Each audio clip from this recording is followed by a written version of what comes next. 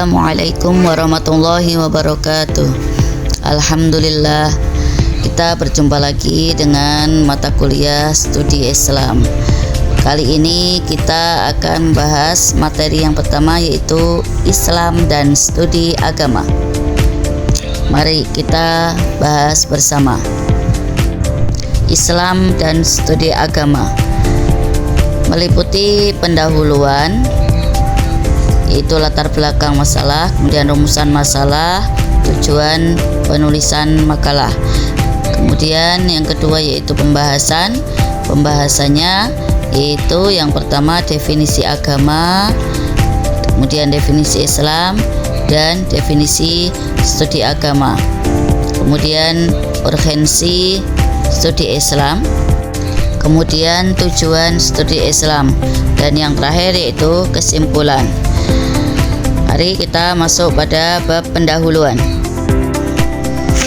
Agama Islam itu adalah agama wahyu dari Allah yang diwahyukan kepada Nabi Muhammad SAW, yang mengajarkan manusia untuk berserah diri sepenuhnya kepada Allah, mengimani keesaannya dan mengikuti syariatnya yang bersumber dari Al-Quran dan As-Sunnah atau hadis Nabi.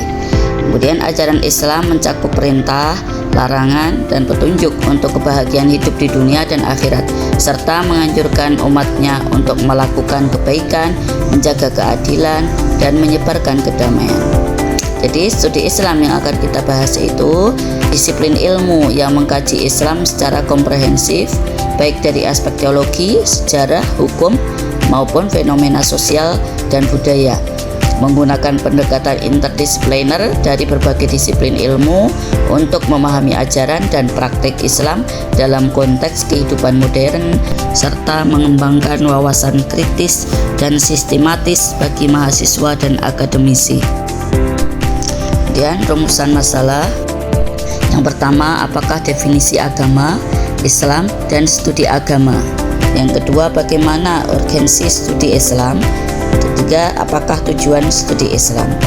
Kemudian tujuan untuk penulisan, yang pertama untuk mengetahui definisi agama, definisi Islam, dan definisi studi agama. Kedua, untuk mengetahui urgensi studi Islam. Ketiga, untuk mengetahui tujuan studi Islam.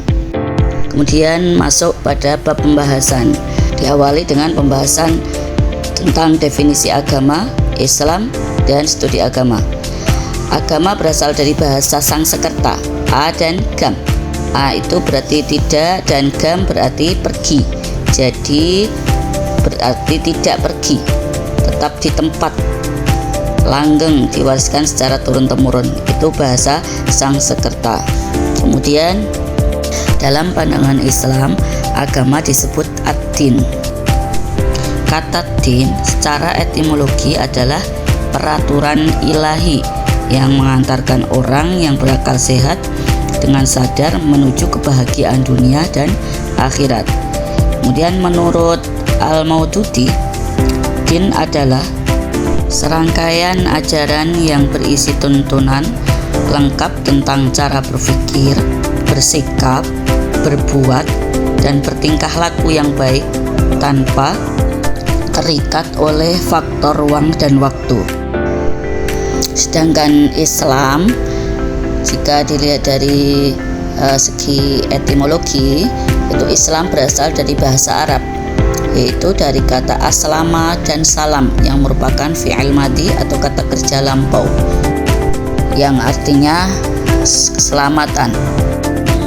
Kemudian menurut secara istilah menurut Harun Nasution, Islam itu adalah agama yang ajaran-ajarannya diwahyukan Tuhan kepada manusia melalui Nabi Muhammad SAW sebagai Rasul. Islam pada hakikatnya membawa ajaran-ajaran yang tidak hanya mengenal satu segi, tetapi mengenal berbagai segi dari kehidupan manusia. Jadi saya ulang bahwa Islam itu berasal dari bahasa Arab, kata aslama yuslimu islaman. Salima mengandung arti selamat, tunduk, dan berserah. Sedangkan aslama juga mengandung arti kepada Tuhan, ketundukan, dan berserah. Yang disebut dengan muslim adalah orang yang tunduk, patuh, Jadi Muslim itu berarti orang yang berserah diri sepenuhnya kepada ajaran Islam dan akan selamat dunia dan akhirat. Kemudian Islam itu secara harfiah berarti selamat, sentosa dan damai. Dari kata salima diubah bentuk menjadi bentuk aslama yang artinya berserah diri. Diperpijak pada arti tersebut, maka kajian Islam mengarah pada 3 hal. Yang pertama yaitu Islam mengarah pada ketundukan atau berserah diri kepada Tuhan. Kemudian yang kedua yaitu Islam dapat dimaknai suatu pengarahan kepada keselamatan dunia dan akhirat, karena Islam berisi tentang bimbingan atau ajaran untuk keselamatan dunia dan akhirat. Kemudian yang ketiga yaitu Islam bermuara pada kedamaian, bahwa Islam itu adalah cinta damai. Pengertian studi Islam. Studi Islam secara etimologis merupakan terjemahan dari bahasa Arab yaitu dirosah Islamiyah. Dan sedangkan istilah di Barat dikenal dengan istilah Islamic Studies. Secara harfiah, studi Islam adalah kajian mengenai hal-hal yang berkaitan dengan Islam. Adapun pengertian studi Islam secara sederhana dapat dikatakan sebagai usaha untuk mempelajari hal-hal yang berhubungan dengan agama Islam yang dilakukan dengan usaha sadar dan sistematis untuk mengetahui, memahami, dan membahas secara mendalam seluk-beluk atau hal-hal yang berhubungan dengan agama Islam, baik ajaran, sejarah maupun praktek-praktek pelaksanaannya secara nyata dalam kehidupan sehari-hari sepanjang sejarahnya. Kemudian pembahasan untuk selanjutnya yaitu tentang urgensi studi Islam. Urgensinya yaitu adalah yang pertama, umat Islam saat ini berada dalam kondisi problematik, dan umat manusia dan peradabannya berada dalam suasana problematis. Kemudian untuk menimbulkan kecintaan manusia terhadap ajaran Islam bahwa sifatnya bukan hanya normatif, yaitu karena diperintah oleh Allah, dan bukan pula karena emosional semata-mata karena didukung oleh argumentasi yang bersifat rasional, kultural, dan aktual, melainkan argumen yang masuk akal, dapat dihayati dan dirasakan oleh umat manusia. Yang keempat, untuk membuktikan kepada umat manusia bahwa Islam baik secara normatif maupun secara kultural dan rasional adalah ajaran yang dapat membawa manusia pada kehidupan yang lebih baik tanpa harus mengganggu keyakinan agama Islam.